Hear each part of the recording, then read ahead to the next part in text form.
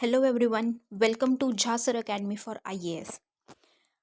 हमारी गाइज ये है मेंस आंसर राइटिंग की सीरीज़ जिसमें हम प्रीवियस ईयर क्वेश्चंस को डिस्कस कर रहे हैं। सो गाइज आज हम general studies paper 1 Indian history section से एक क्वेश्चन को देखेंगे। मैं उम्मीद करती हूँ गाइज आप लोगों ने इस क्वेश्चन को अटेम्प्ट किया होगा और एक बहुत अच्छा आंसर फ्रेम भी किया होगा।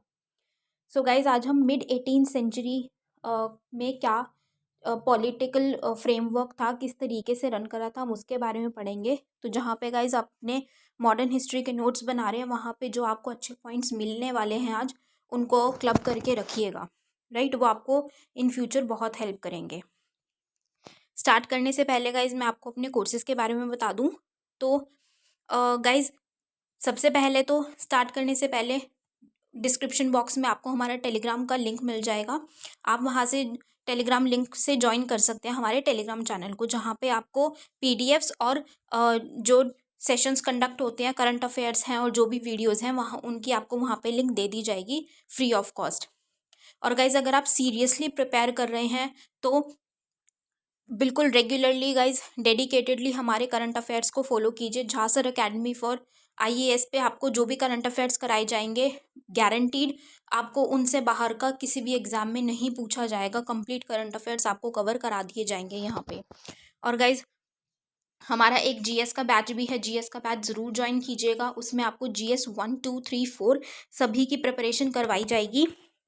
और वो आपको खुद झासर अकेडमी झासर जो है वो आपको खुद से मेंटोर करेंगे, वहाँ पे खुद वो आपको पढ़ा रहे हैं, गाइडलाइंस दे रहे हैं। और अगर आप इस बैच को प्रॉपर तरीके से जो भी गाइडलाइंस दी जाएंगी और जो झासर आपको गाइडलाइंस देंगे अगर आप फॉलो करेंगे तो आपका एग्ज़ाम ज़रूर निकलेगा, आपका सिलेक्शन ज़रूर होगा।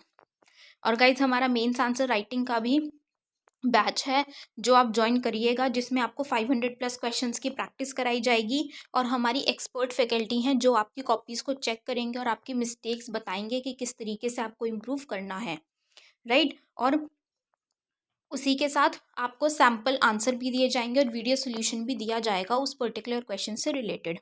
सो गाइज अगर आप सीरियसली प्रिपेयर कर रहे हैं तो ज़रूर ज्वाइन कीजिएगा इन बैचेस को। और ज्वाइन करने के लिए आप नीचे दिए गए नंबर 9713282838 पे आप व्हाट्सएप करके कोर्सेज की आपको सारी की सारी वहाँ से डिटेल्स मिल जाएंगी। तो ज़रूर ज्वाइन कीजिएगा गाइज इन बैचेस को। तो चलिए आप अपना आज का सेशन स्टार्ट करते हैं। हमारा क्वेश्चन है, clarify how mid 18th century India was beset with the spectre of a fragmented polity। स्पष्ट करें कि 18वीं शताब्दी के मध्य में भारत किस प्रकार एक खंडित राज्य व्यवस्था के भूत से घिरा हुआ था।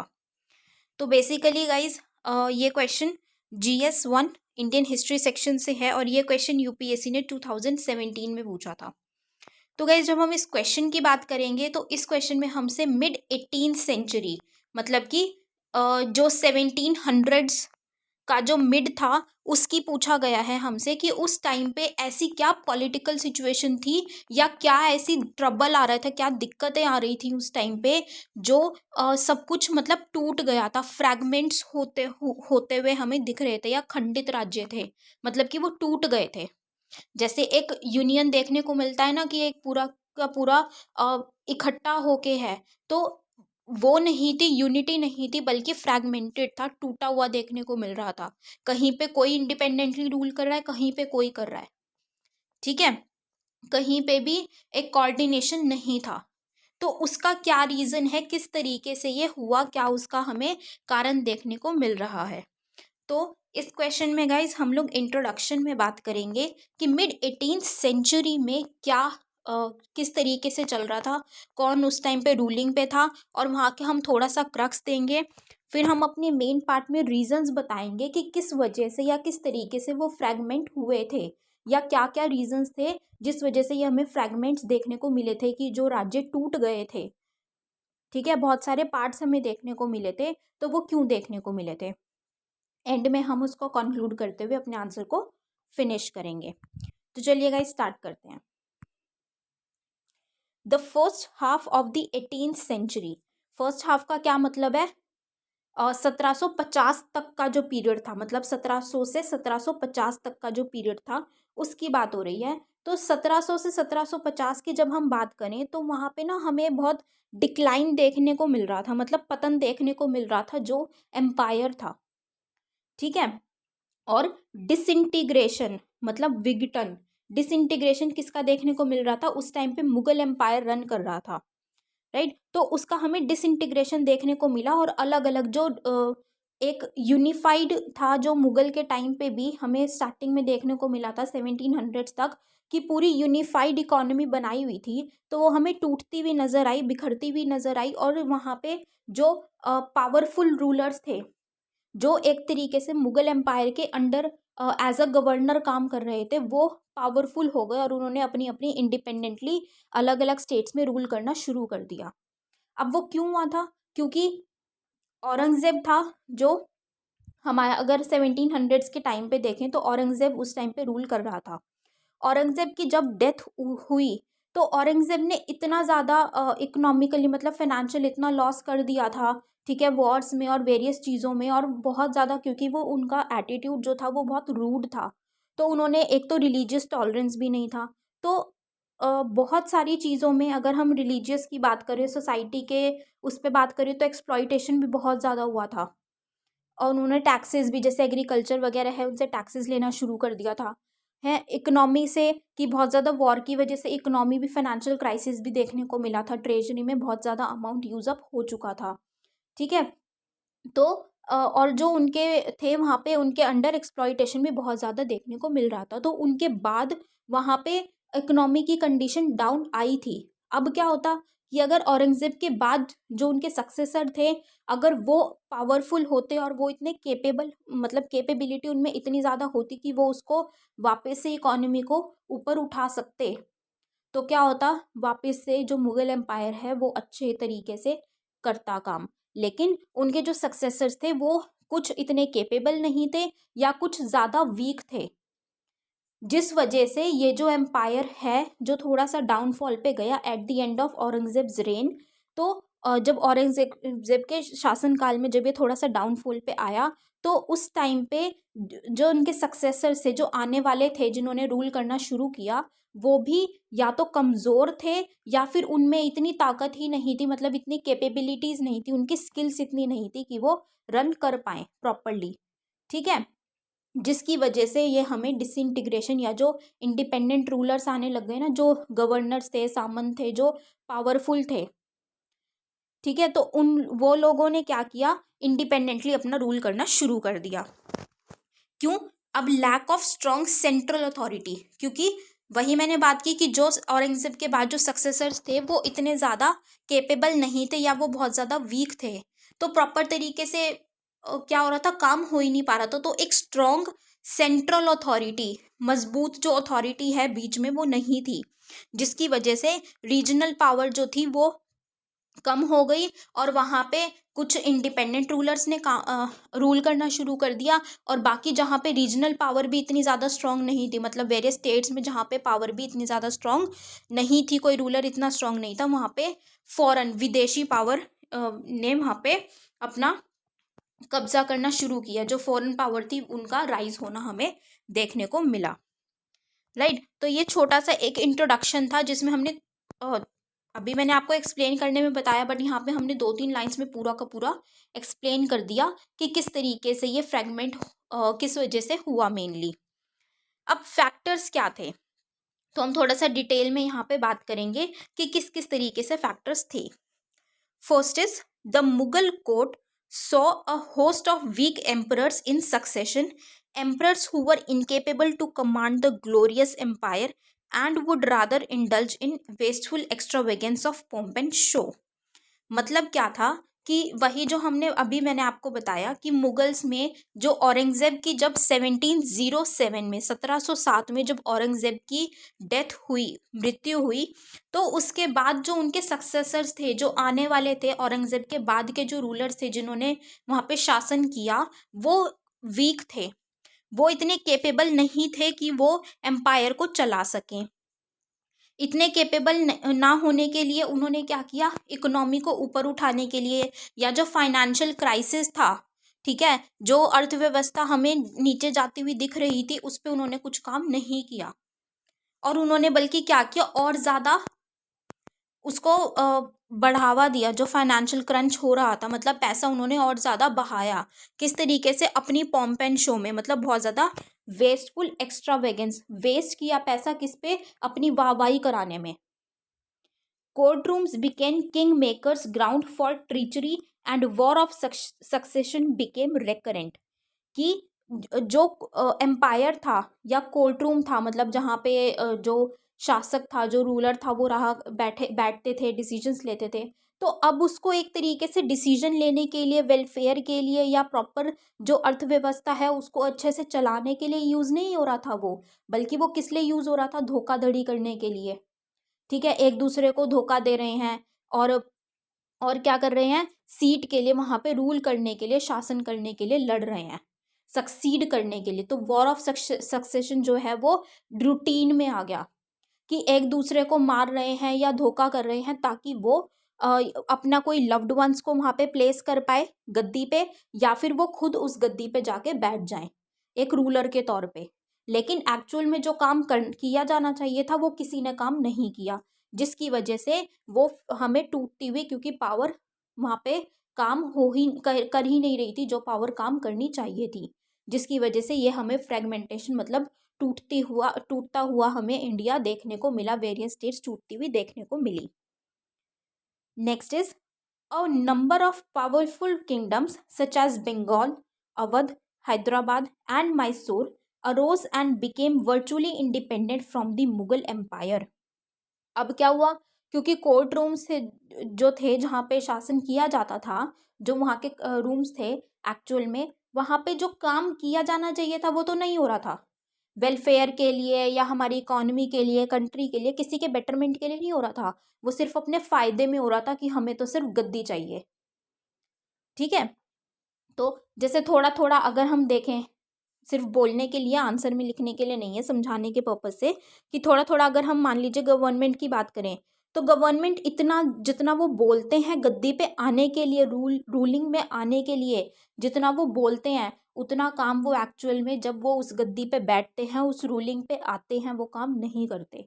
तो वही वाली बात हो रही थी, कि वो सिर्फ गद्दी पे आने के लिए मेहनत कर रहे थे, गद्दी पे आने के लिए अपना दिमाग चला रहे थे, अपने हाथ पैर चला रहे थे, ना कि वेलफेयर में काम करने के लिए। तो उस टाइम पे क्या हुआ, जब प्रॉपर तरीके से काम हो ही नहीं रहा था, तो वेरियस जो पावरफुल किंगडम्स थे, बेसिकली वो जहाँ पे कि गवर्नर्स स्थित किए गए थे, गवर्नर्स बिठाए गए थे वहाँ पे रन करने के लिए। लेकिन वो जो गवर्नर्स थे, बेशक से वो बिठाए गए थे, लेकिन वो मुगल एम्परर जो था, उनके रिकमेंडेशन पे ही, जैसे वो गाइडलाइंस देते थे वैसे ही काम करते थे, उनके अंडर थे। लेकिन फिर उन्होंने क्या कर दिया, वो पावरफुल, उन्होंने अपने आप को इंडिपेंडेंट करना शुरू कर दिया, जब उनको दिखा कि जो मुगल अथॉरिटी है वो कमज़ोर हो रही है। तो बंगाल में, अवध में, हैदराबाद में, मैसूर में वो इंडिपेंडेंट, स्वतंत्र हो गए, और स्वतंत्र होके उन्होंने अपना ही राज वहाँ पे चलाना शुरू कर दिया। Next is the weakened Mughal empire was challenge by Marathas time and again. ठीक है, अब क्या हुआ कि जब ये चीज़ दिखी कि ये जो एम्पायर है ये तो कमज़ोर हो रहा है, जो मुगल साम्राज्य है वो कमज़ोर होता हुआ दिख रहा है, तो मराठास जो थे उन्होंने वहाँ पे आक्रमण करना शुरू कर दिया, उनके साथ उनको चैलेंज करना शुरू कर दिया। क्योंकि वो क्या करना चाहते थे, वो अपना मराठास कहाँ थे? सदर्न पार्ट में थे, ठीक है, दक्षिण में थे। तो वहां से वो उत्तर की ओर और मध्य की ओर भी अपना एम्पायर को, अपना कब्जा बढ़ाना चाहते थे।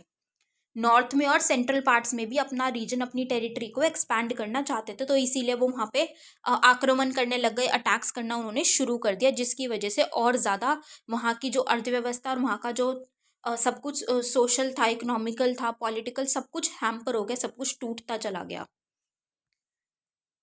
Next is the remaining illusion of continued domination of Mughal power was shattered by Nadir Shah. अब क्या हुआ, जो थोड़ा बहुत अब मराठास ने भी किया, ठीक है, या जो पावरफुल अथॉरिटी नहीं थी मुगल में, जो थे रूलर जो था, शासन इतना पावरफुल नहीं था, प्रॉपर तरीके से काम नहीं हो रहा था, सब कुछ हो गया। लेकिन उसके बाद भी जो थोड़ा बहुत बचा हुआ था, जैसे कि हम बात करें पीकॉक थ्रोन था, ठीक है, या कुछ पैसा जो ट्रेजरी में बचा हुआ था वो सब कैसे खत्म हो गया, जब 1739 में 1739 में जब नादिर शाह ने इन्वेड किया। नादिर शाह ने क्या किया, अटैक किया। अटैक करके, नादिर शाह कौन था, शाह ऑफ पर्शिया, फारसी के शाह थे नादिर शाह। उन्होंने वहां पे क्या किया, अटैक किया, आक्रमण किया, और वहां पे जो कुछ बचा कुचा था वो भी वो उठा के ले गए। ठीक है, तो और ज्यादा जो इकोनॉमिक कंडीशन थी, अर्थव्यवस्था थी, वो और ज्यादा बिल्कुल टूटती हुई दिख गई कि जो थोड़ा बहुत बचा था वो भी ले गए। Right. Next is Afghan ruler Ahmad Shah Abdali also made frequent inroads into Punjab and finally took over Delhi in 1756 to 57। अब एक अफगान शासक थे, अफगान रूलर अहमद शाह अब्दाली। उन्होंने मल्टीपल टाइम्स आक्रमण किया इंडिया पे। बहुत बार आए वो, बहुत बार उन्होंने इंडिया पे आक्रमण किया। और करते करते क्या हुआ, फाइनली 1756-57 में, 1756-57 में उन्होंने दिल्ली अपने कब्जे में ले ली। ठीक है, उसके बाद Marathas who were considered as only contender to fill the power vacuum in Delhi were defeated by Abdali's forces in the third battle of Panipat। अब क्या हुआ था कि क्योंकि वीक फोर्सेस थी तो मराठास ने वहां पे आक्रमण करना शुरू किया, बार बार उन्होंने आक्रमण किया। और जहां पे ये देखा जा रहा था कि मराठास कहाँ पे, उनका फोकस कहाँ हो रहा है, जो उत्तरी दिशा है और मतलब उत्तर भारत और मध्य भारत है, नॉर्दर्न और सेंट्रल इंडिया है, वहां पे भी वो अपने आप को बढ़ाना चाह रहे थे, अपना शासन काल बढ़ाना चाह रहे थे, टेरिटरी को। तो उस टाइम पे क्या हुआ कि जो अहमद शाह अब्दाली थे, उन्होंने जब अटैक किया तो उन्होंने एक थर्ड बैटल ऑफ पानीपत हुआ, तीसरा युद्ध पानीपत में देखा गया 1761 में, 1767 में, जिसमें कि अब्दाली की फोर्सेस जो थी, जो अहमद शाह अब्दाली थे और उनकी जो आर्मी थी, उन्होंने मराठास को हरा दिया। तो बेशक से उन्होंने थोड़ा हराया, लेकिन फिर भी प्रॉपर तरीके से, बिल्कुल स्पष्ट तरीके से ये डिसाइड नहीं हुआ कि एक्चुअल में इंडिया पे कौन रूल करेगा या कौन नहीं करेगा। तो क्या हुआ, एक खालीपन वहां पे, क्वेश्चन मार्क छोड़ दिया, एक वैक्यूम छोड़ दिया। अब वो वैक्यूम जो छोड़ दिया, अब वो उसको कौन भरेगा, जो हमने बात की थी कि फॉरेन पावर जहाँ पे रह गई थी, जहाँ पे कुछ तो स्टेट्स में पावर्स ने, इंडिपेंडेंट रूलर्स आ गए। ठीक है, जो पावरफुल रूलर्स थे, ताकतवर थे, उन्होंने अपने आप को स्वतंत्र घोषित कर दिया और वहां पे रूल करना शुरू कर दिया। लेकिन जहां पे नहीं हुआ, वहां पे कौन आए, विदेशी पावर आई। ठीक है, विदेशी शक्ति आई, फॉरेन पावर आई और वहां पे उन्होंने कैप्चर किया। तो इन सब इवेंट्स के बाद मुगल रूल क्या था, वो बेसिकली खत्म ही हो गया। ठीक है, पूरे ऑल ओवर इंडिया में जो रन कर रहा था मुगल एम्पायर, वो धीरे धीरे धीरे धीरे करके हमें ख़त्म होता हुआ दिख गया। और क्योंकि ये जो टूटता हुआ जा रहा था कि सब कुछ अलग अलग, मतलब क्या थी, भारत अलग अलग टुकड़ों में टूटती हुई दिख रही थी, अलग अलग टुकड़ों में बट गई थी। तो उसका फ़ायदा किसने उठाया, ब्रिटिश फोर्सेस ने फ़ायदा उठाया। जो ब्रिटिशर्स आए थे एक कंपनी के तौर पे, कंपनी के रूप में, ईस्ट इंडिया कंपनी के नाम पे वो आए थे। उन्होंने इस पूरी की पूरी सिचुएशन का फ़ायदा उठाया और उन्होंने बंगाल में बैटल ऑफ प्लासी जो हुई थी, बैटल ऑफ प्लासी में उन्होंने क्या किया, हराया बंगाल की फोर्सेस को, जो वहाँ के नवाब हैं उनको मारा, हराया। और फिर वहाँ पे जो उन्होंने वहाँ पे रूल करना थोड़ा शुरू कर दिया, लेकिन इनडायरेक्ट तरीके से, अपना पपेट बिठा के। उसके बाद दोबारा से जब आक्रमण होने का उनको लगा कि दोबारा से आक्रमण हो रहा है, जो पपेट उन्होंने बिठाए हैं वो भी अब उनके अगेंस्ट में जा रहे हैं। तो फिर कंबाइंड फोर्सेस, मतलब सबकी मिल के फोर्सेस थी, बंगाल की, अवध की और मुगल की, उन सबको भी उन्होंने हरा दिया। किसमें, बैटल ऑफ बक्सर में, जो 1764 में हुआ था। ठीक है, और उसके बाद क्या कर दिया, ईस्ट इंडिया कंपनी ने वहां पे रूल करना शुरू कर दिया। कॉलोनियल पावर इंडिया में देखने को मिली। ठीक है guys, so this was all for this question. I hope guys you have like this session. Do comments और लाइक ज़रूर कीजिएगा guys. Thank you so much. With this we end up this session here. Thank you, have a great day ahead. जय हिंद।